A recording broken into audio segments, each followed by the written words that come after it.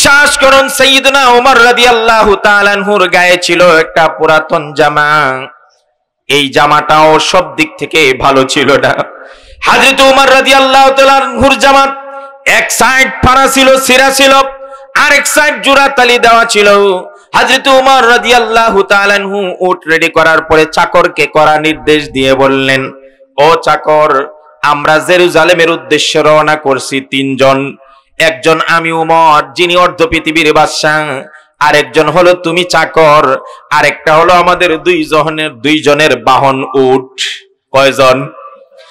ওমর বললেন, ও আমার চাকর, একটা জিনিস মাথায় রাখবে, একটা জিনিস মাথায় রাখবে, তুমি যেমন চাকর হিসেবে তোমার রেস্ট নেওয়ার মনে চায়, কিছুক্ষণ তুমি আরাম করবে, রেস্ট নিবে, আমি যেমন আমার রেস্ট নেওয়ার, বিরতি নেওয়ার, আরাম করার মনের জায়গায় মনে ইচ্ছা হয়, আমাদের যে উটটা আছে ওই উটটারও মনে চায় কিছুটা রেস্ট নিতে, কিছুটা আরাম নিতে। সুবহানাল্লাহ। এ কানারা, দেখে যাও, ইসলাম শুধু মানুষের অধিকার নয়, একটা পশুর অধিকার কিভাবে প্রতিষ্ঠা করে।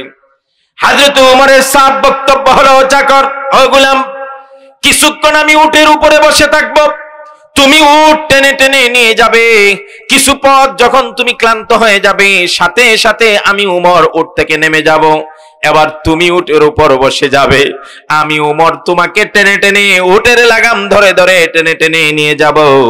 আবার যখন আমিও ক্লান্ত হয়ে যাব, তখন তুমিও নেমে যাবে, আমিও নিচে থাকবো, দুইজনে হেঁটে যাব, উটটাকেও একটু রেস্ট দিব, উটের উপর আমরা কিছুক্ষণের জন্য কেউ উঠবো না। সুবহানাল্লাহ।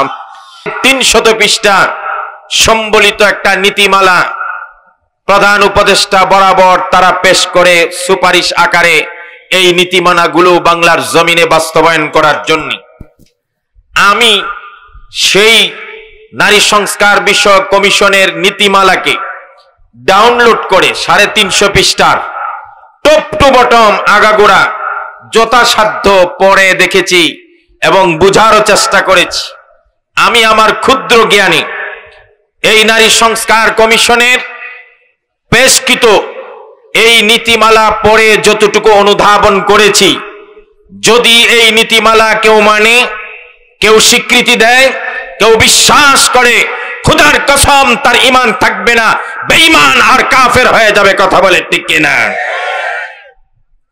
সবচেয়ে বড় দুঃখ লাগে, বিগত ফ্যাসিস্ট আমলে ইসলাম আর মুসলমানদের বিরুদ্ধে এমন মারাত্মক সুপারিশমালা আইন করবে দূরের কথা, সুপারিশ আকারে যেটা পেশ করতে সাহস পায় নাই বর্তমান সরকারের ঘাড়ে চেপে বসা একদল উপদেষ্টা এবং তাদের দূষররা, সেই নীতিমালা ইসলামের বিরুদ্ধে পেশ করার দুঃসাহস দেখিয়েছে। কথা বলে ঠিক কিনা?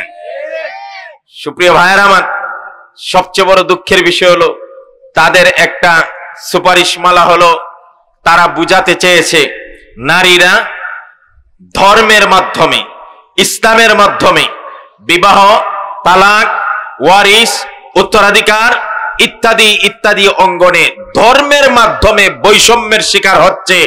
তার মানে তারা বুঝাচ্ছে ইসলাম ধর্ম হলো মানুষের মধ্যে বৈষম্য তৈরি করে। এটা হলো তাদের 1 নম্বর বক্তব্য। আপনাদেরকে জিজ্ঞাসা করি, ইসলাম এই দেশে, এই পৃথিবীতে বৈষম্য তৈরি করার জন্য আসছে না বৈষম্য দূর করার জন্য আসছে? আরো চিৎকার দিয়ে বলেন, আরো চিৎকার দিয়ে বলেন। আজ ইসলামকে তারা বৈষম্যপূর্ণ ধর্ম আখ্যায়িত করার দুঃসাহস দেখায়। তারা ইসলামের সোনালী ইতিহাস ভুলে গেছে। ইসলাম এই পৃথিবীতে কেন এসেছে, কোরআন কেন এসেছে, সূরা হাদীদের 9 নম্বর আয়াতে আল্লাহ পাক কি বলছেন শুনুন। আল্লাহ রাব্বুল আলামিন বলেন, ওয়াল্লাযী ইউনাজ্জিলু আলা আবদিহি আয়াতিন বাইয়িনাতিন লিইখরিজাকুম মিনাজ যুলুমাতি ইলান নূর ওয়া ইন্নাল্লাহা বিকুম লারাউফুর রাহিম। সুপ্রিয় ভাইয়েরা আমার, নবী করিম সাল্লাল্লাহু আলাইহি ওয়াসাল্লামের নবী হওয়ার আগে, কোরআন এই পৃথিবীতে নাজিল হওয়ার আগে, আরবের অন্ধকার অমাবস্যায় জর্জরিত জাহিলি যুগে মানুষ এতটাই অন্ধকারে নিমজ্জিত ছিল, ওই ইতিহাস যখন আমরা পড়ি তখন দেখতে চাই এবং দেখতে পাই আরবের মানুষগুলো মালিকেরা চাকরের উপর কি পরিমাণ অন্যায় বিচার করত, পুরুষতান্ত্রিক সমাজে নারীরা কি পরিমাণ অবহেলা এবং অবজ্ঞার শিকার ছিল। আপনারা যদি ওই ইতিহাসগুলো পড়েন আর তালাশ করেন তাহলে বুঝতে পারবেন আরবের লোকদের কাছে কন্যা সন্তান ছিল অভিশাপের মতো। যদি কারো কন্যা সন্তান হতো সে মনে করতো আমার চাইতে দুর্ভাগা, আমার চাইতে কপাল পোড়া এই জগতে আর কেউ নাই। কন্যা সন্তান হওয়াটাই তাদের কাছে এতটা জঘন্য অপরাধ ছিল। নাউজুবিল্লাহ। কোরআন আমাদেরকে বলে ওয়াইদা বুশিরা আহাদুহুম বিল উনসা যাল্লা ওয়াজহুহু মুসওয়াদ্দান ওয়া হুয়া কাযীম। আল্লাহ রাব্বুল আলামিন বলেন আরবের বেঈমান কাফেরদের কুপথার কথা উল্লেখ করে বলেন কি পরিমাণ বৈষম্যের শিকার ছিল আরবের লোকেরা। আরবের নারীরা কাউকে, কোনো বাবাকে, কোনো পিতাকে যদি খবর দেওয়া হতো ও অমুকের আব্বা, অমুকের বাবা, তোমার স্ত্রীর গর্ভ থেকে একটা কন্যা সন্তান জন্মগ্রহণ করেছে, এই খবর শোনার সাথে সাথে বাবার চেহারা অন্ধকার অমাবস্যার রজনীর মতো কালো হয়ে যেত। টেনশন আর চিন্তায় আর অপমানে নিজেকে এই বলে বৎসনা আর অভিশাপ দিত, আমার কন্যা সন্তানের খবর শোনার আগে আগে আমি কেন মাটির ভিতরে চলে যাই নাই, এই জগতে থাকাটা আমার জন্য দুর্ভাগ্যের আর অভিশাপের। নাউজুবিল্লাহ। কন্যা সন্তান এতটা অভিশপ্ত ছিল তাদের কাছে। শুধু তাই নয় সুপ্রিয় ভাইয়ান আমার, আরবের কুপ্রথায় পৃথিবীর ইতিহাসে গোলাম আর চাকরের আর বৃত্তের প্রথা ছিল। মানুষ মানুষকে বিক্রি করত বাজার হাটে উঠে, মানুষকে শুধু বিক্রি করতই নাই, গোলামদের কোনো অধিকার ছিল না। উপর্যুপরি নির্যাতনের পর নির্যাতন করে করে মানুষ মানুষকে দাসত্বের শৃঙ্খলে যেই সময়ে আবদ্ধ করে রাখে, ইন দা মিন টাইম ওই সময়ে আল্লাহ কোরআন নাজিল করে, বিশ্বনবীর মাধ্যমে ইসলাম ধর্ম নাজিল করে জানিয়ে দিয়েছেন মানুষে মানুষে কোনো বেশ কম নাই, সবাই আল্লাহর সৃষ্টি, সবাই সমান। কথা বলেন ঠিক কিনা? আল্লাহ রাব্বুল আলামিন জানিয়ে দিলেন ইয়া আইয়ুহান নাসু ইন্না খালাকনাকুম মিন যাকারিন ওয়া উনসা وجعلناكم شعوبا وقبائل لتعارفوا إن أكرمكم عند الله أتقاكم। আল্লাহ রাব্বুল আলামিন জানিয়ে দিলেন হে দুনিয়ার মানব জাতিরা, আমি আল্লাহ তোমাদেরকে সৃষ্টি করেছি, কাউকে বানিয়েছি ছেলে, কাউকে মেয়ে, কেউ পুরুষ, কেউ নারী, কেউ ধনী, কেউ গরিব, কেউ সাদা, কেউ কালো, কেউ কৃষ্ণাঙ্গ, কেউ শ্বেতাঙ্গ, কেউ মালিক আর কেউ চাকর, কেউ শিল্পপতি, কেউ আবার ফকির। এইগুলা আমার কাছে সম্মান আর ইজ্জতের মানদণ্ড নয়। কেউ সাদা হয়ে গেলে সে দামি হয়ে যায় না, সে মালিক হয়ে গেলে দামি হয়ে যায় না, কোটিপতি আর শিল্পপতি হলে আল্লাহর কাছে দামি হওয়া যায় না। আল্লাহ বলেন আল্লাহর কাছে দামি হওয়ার জন্য মানদণ্ড হলো যার হৃদয়ে আল্লাহর ভয় আর তাকওয়া আছে, এমন লোকটা আল্লাহর কাছে সবচাইতে দামি। কথা বলেন ঠিক কিনা? ইসলাম বৈষম্য দূর করে বলেছে কোটিপতি হলে আল্লাহর কাছে দামি হওয়া যায় না, প্রেসিডেন্ট হলে আল্লাহর কাছে দামি হওয়া যায় না, পুরুষ হলে আল্লাহর কাছে দামি হওয়া যায় না। দামি হতে হলে তাকওয়া, আল্লাহর ভয় দরকার। আল্লাহর ভয় যদি একটা রিকশাওয়ালা, ঠেলাওয়ালা, একটা মুসির ভিতরে থাকে আর কোন প্রেসিডেন্ট, প্রধানমন্ত্রীর ভিতরে যদি আল্লাহর ভয় আর তাকওয়া না থাকে, তাহলে খোদার কসম একটা তাকওয়ালা রিকশা ড্রাইভারের দাম 1000 প্রেসিডেন্টের চাইতে আল্লাহর কাছে দামি। কথা বলে ঠিক কিনা? ইসলাম কতটা বৈষম্য দূর করেছে, কতটা বৈষম্য দূর করেছে কল্পনা করতে পারবে না। তথাকথিত নারী সংস্কার কমিশনের যেই সকল নারীরা এই কমিশন তৈরি করেছে, তাদেরকে আমাদের শাইখে চরমুনার ভাষায় ভূতে কিলায়। কথা বলে ঠিক কিনা? আর জোরে বলেন। চতুর্দিকে যখন তাদের বিরুদ্ধে ষড়যন্ত্র, তখন শুধুমাত্র ইসলামী সংগঠনের লোকেরা এবং ইসলামী নেতৃবৃন্দরাই বলেছে সরকারকে প্রয়োজনীয় সংস্কারের সময় দেওয়া হোক। আমরা যখন সরকারকে সমর্থন যোগাচ্ছি, ওই সময়ে তারা ইসলামের বিরুদ্ধে পেরেক মেরে আমাদের কলিজা আঘাত করেছে। কথা বলে ঠিক কিনা? মনে রাখবেন, উন্নতি করে এই দেশের মানুষের মন জয় করা যায়? বেশি দিন ধরে রাখা যায়? কেউ বিগত সেশনে উন্নতি হয় নাই? উন্নয়নের কত খুশগল্পই তো আমরা শুনছি, কথা কয় না? মেট্রো রেলের কথা শোনেন নাই? কর্ণফুলী টানেলের কথা শোনেন নাই? পদ্মা সেতুর মতো এত বড় ব্রিজের কথা শুনেন নাই? কই উন্নয়নে কাউকে আটকায় রাখতে পারছে? রক্ষা করতে পারছে? ডক্টর ইউনূস সাহেব ভদ্র মানুষ, উনার আশপাশে যে সমস্ত কমিশনাররা, উপদেষ্টারা, নারী সংস্কারের কমিশনাররা, আপনারা যদি মনে করেন আপনারা অর্থনীতি চাঙ্গা করে দেশ বিদেশে ব্যবসায়ী চুক্তি করে রমজানে লোডশেডিং না দিয়ে বাজার নিত্য প্রয়োজনীয় দ্রব্য কিছুটা হাতের মুঠো এনে মনে করেন যে আপনারা দীর্ঘদিনের লাইসেন্স পেয়ে গেছেন, তাহলে মনে রাখবেন, মেট্রো রেল যেভাবে রক্ষা করতে পারে নাই, কর্ণফুলী টানেলের কথা যেমন মানুষ ভুলে গেছে, পদ্মা সেতুর কথা যেমন ভুলে গেছে, আপনাদের উন্নয়নের ফিরিস্তির কথা ভুলে যাবে যদি ইসলামের বিরুদ্ধে আঙ্গুল তোলেন। কথা বলে ঠিক কিনা? ইসলাম বৈষম্য দূর করার জন্য আসছে। ইসলাম সাম্যের ধর্ম, ইসলাম সমতার ধর্ম, ইসলাম মানবতার ধর্ম, ইসলাম আদর্শিক ধর্ম, ইসলাম সহজাত ধর্ম। ইসলামী মানুষকে মুক্তির ব্যবস্থা করেছে। কথা বলেন ঠিক কিনা? আল্লাহ বলছেন, হুয়াল্লাযী ইউনাজ্জিলু আলা আবদিহি আয়াতিম বাইয়িনাত। আল্লাহ পাক আমাদের নবীর মাধ্যমে সুস্পষ্ট বিধান নাজিল করেছে। কেন? লিয়ুখরিজাকুম মিনাজ যুলুমাতি ইলান নূর। হে মানব জাতিরা, অন্ধকার, অমাবস্যা, গুমরাহি, পথহারা, জুলুম, নির্যাতন, প্রতিহিংসা, চুরি ডাকাতির পথ থেকে ন্যায় আর সত্যের পথে তোমাদেরকে নিয়ে আসার জন্যই এই দেশে ইসলাম এসেছে। কথা বলে ঠিক কিনা? ইসলাম বৈষম্য করে। তাহলে তোমাদেরকে ছোট্ট একটা ঘটনা শোনাই। সাইয়েদনা ওমর রাদিয়াল্লাহু তাআলা আনহুর জমানায়, তিনি যখন খলিফাতুল মুসলিমিন, তিনি যখন বাদশাহ, তিনি যখন প্রধানমন্ত্রী আর প্রেসিডেন্ট, প্রধানমন্ত্রী ওমর রাদিয়াল্লাহু তাআলা আনহু, তার যে দেশের সীমানাটা ছিল, তিনি কি বাংলাদেশের মতো ছোট্ট একটা দেশের প্রধানমন্ত্রী ছিলেন? সবাই বলেন না কেন? ছোট্ট বাংলাদেশের মতো দেশের প্রেসিডেন্ট ছিলেন। সাইয়েদনা ওমর রাদিয়াল্লাহু তাআলা আনহুর ইসলামী সাম্রাজ্যের সীমানা ছিল অর্ধ পৃথিবী। এর একটা রূপরেখা যদি পেশ করি তাহলে এইভাবে বলা যায়, বাংলাদেশটাকে 46 দিয়া গুণ করলে, কত দিয়া? কথা বলেন। 46 দিয়া গুণ করলে যত বড় রাজ্য হবে, তার মানে বাংলাদেশের সমান 46টা রাষ্ট্র জোড়া দিলে যত বড় রাজ্য হবে। খলিফাতুল মুসলিমিন ওমর ছিলেন এত বড় রাজ্যের প্রেসিডেন্ট। কথা বলে ঠিক কিনা? ছোট মোটো প্রেসিডেন্ট ছিলেন। তার শান শৌকত কেমন থাকা দরকার? এক।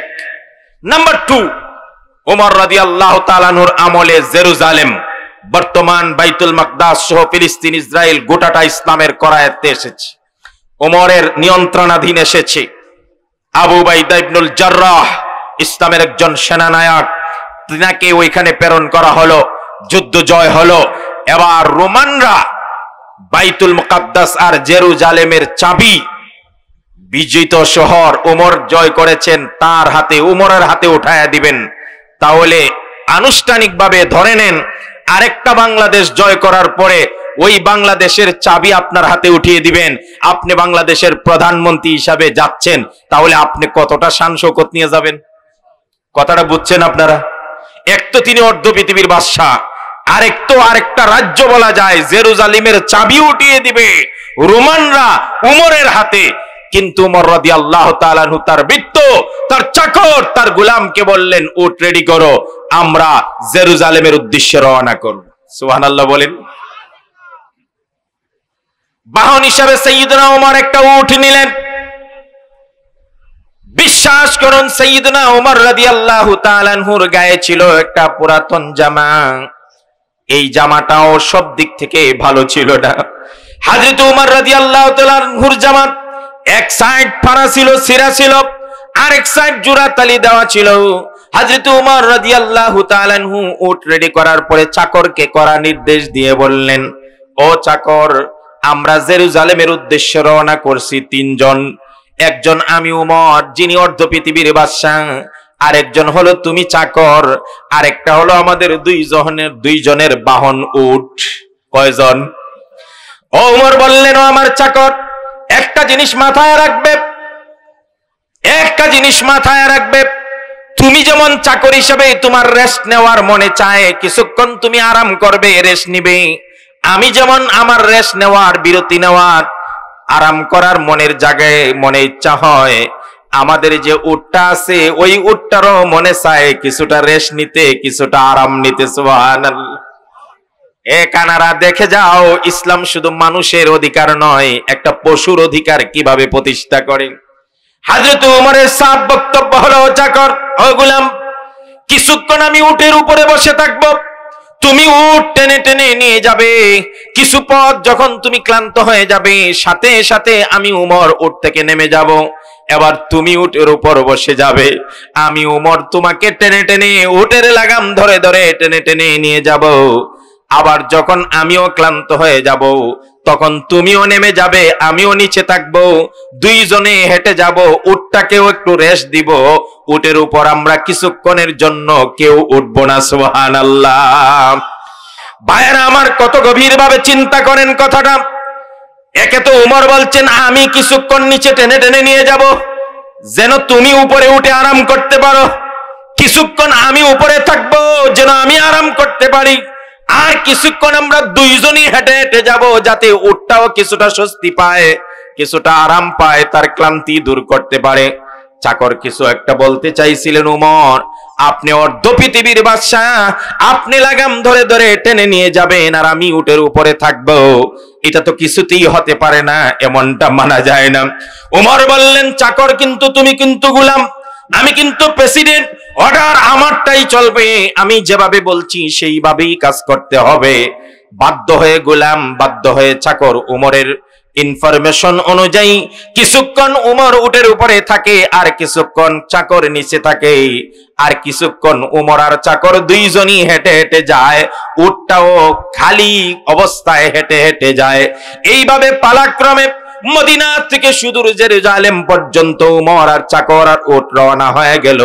জেরুজালেমের কাছাকাছি যাওয়ার পরে এবার গুলাম বলতেছে, মহামান্য প্রেসিডেন্ট আর উমর, এবার তো আমার উপরে থাকার কথা, আপনি নিচে থাকার কথা, যেইটুকু পথ বাকি আছে উমর, এবার যদি আমি উপরে বসে থাকি, আপনি যদি নিচে টেনে টেনে নিয়ে দরবারে হাজির হয়ে যান, তাহলে কে প্রেসিডেন্ট মানুষ চিনতে ভুল করবে, মনে করবে আমি প্রেসিডেন্ট।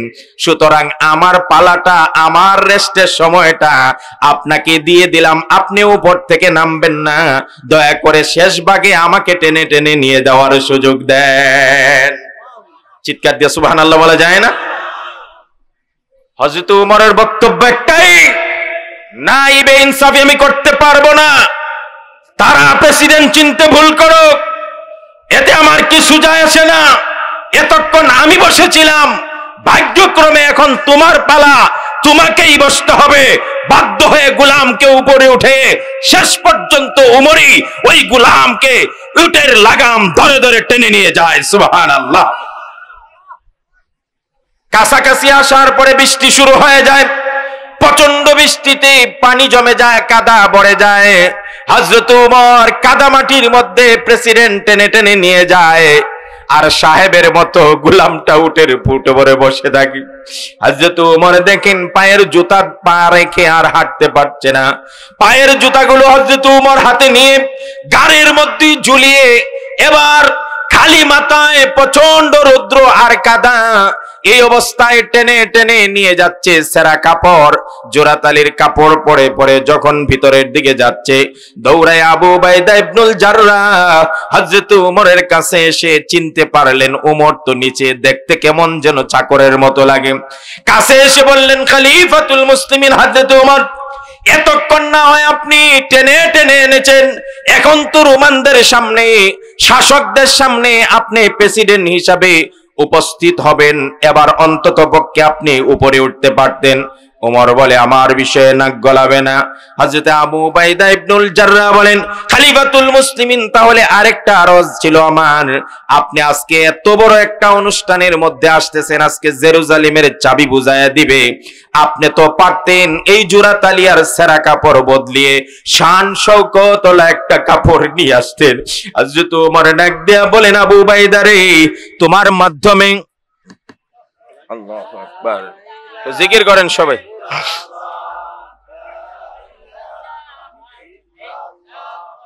না